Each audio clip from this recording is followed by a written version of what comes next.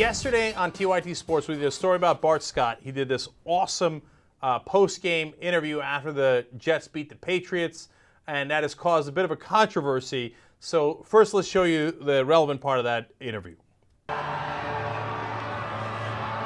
in for the landing. I love that. To all the non-believers. How did that? To all the non-believers. Especially you, Tom Jackson. No, he called out Tom Jackson there because Tom Jackson had predicted that the Jets would lose 30-10 on ESPN. Now, if I was Tom Jackson, I'd have laughed and said, oh man, did I get that wrong? But apparently, for some reason, this sent Tom Jackson into a panic. He's on a radio show a Tuesday morning. They asked him about this, and he has this incredibly bizarre explanation. Let's listen. I want to say something to you guys because I heard the comments from Bart Scott, so I do need to comment on this. Sure. Yesterday, I played a bit of a psychological game with the Jets, and it's something that I need to explain. I thought that more important to the Jets than hearing another score of 24-21, they have a chance to win. I thought it was important that they have in their minds that you got beat 45-3, that a large segment of the population believes that that could happen to you again. Keyshawn and I actually talked about it while we were in break. They're all watching this, and I wanted to further fuel a little bit of a cement them in that bunker mentality of us against the world. And so I accept Bart's comments for what they were, but I hope that he understands that I actually am a fan of the Jets and Rex Ryan and that defense.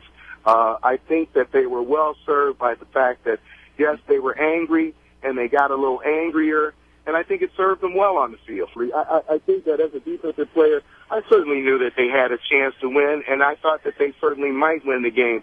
But I knew that when they saw 30-10, that I think that they would be reminded of what most people were feeling. And I knew that they needed to be a little bit angry going on the field, but I just want them to know I'm fans. It was a great effort and just a great game all around, not only by the team but the staff as well. Well, let me say this: if you fired them up, I thank you from the bottom of my heart, Micah. Yes, and that's the thing. I think later on when hopefully when Bart has a chance to, nobody's going to know that but me and the few Jets fans, Seth Markman, that I was watching with. But it was it was done premeditated. No! Tom Jackson, what are you doing? You didn't have to say that. That's going to get you in worse trouble. That was in Mike and Mike in the Morning on ESPN Radio. You can't be going around telling people your predictions aren't real, that you're just doing it to fire up a team you like. That's a disaster. So, of course, then later, Tom Jackson realizes, oh no, that was much worse. So then he backpedals from that, and he had a number of excuses. He said, first of all, no. I really thought the Pats would win big, and, quote, I thought it could have been worse.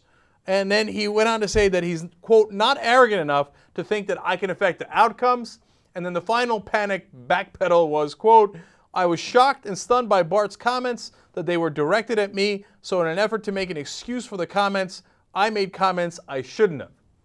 Man, boy, was there no need to panic there, Tom. We all like you, man. So you got the wrong call and it fired up. Bart, who cares? Who cares, man? There was no need for the panic. You were going to be all right. But now everybody thinks you're secretly rooting for the Jets. You done more harm than you know. JR, what went wrong here? Yeah, he's I thought it was one of those things. Of course, first he shook. I thought he was going to come out and maybe a little bit more upset. I was hoping. He's an ex-football player. Hopefully he has a little bit of still fire in him and somebody calls out his name. Mm-hmm. But he was shook. He got scared, I think, because they have this thought when they're the analysts and the studio analysts and even the in-game guys. They feel like they have, if they say who's going to win, if they're wrong, then their credibility is at stake. How the hell are you supposed to know who's supposed to win? Just because you played football in 1984? JR, you know who doesn't think that? Me. I get it wrong all the time. Don't give a damn. I'm going to come out just as strong the next day. And if it fires up Bart Scott, that's awesome. Could you imagine Bart Scott or anybody in a post-game interview? To all the non-believers, Cenk Uygur. That'd be awesome. You know who would say that? Peyton Manning. Manning was the Super Bowl. And if TYT Sports got big enough, He'd dedicate the whole postgame interview to me. What happened now, Cenk? You thought I was never going to win. Look, I guess the advantage I have, JR, whether it's politics or sports, that these guys don't have is I adjust to the facts. Look, okay, so if the facts are that, look, I didn't think Seattle could beat the Saints, and then they beat the Saints. Congratulations to them.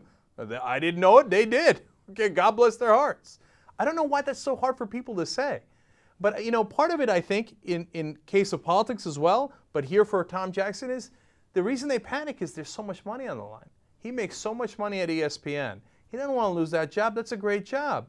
And the minute that he's called into question, that's what sets off the alarms. And here, there was no need for it whatsoever because he wasn't in real jeopardy. Everybody was amused until he went and did this crazy move. All right, from now on, Tom, calm down. Everything's going to be all right. Just shush. Don't say anything more about it, okay? Pretend it never happened. You're going to be all right.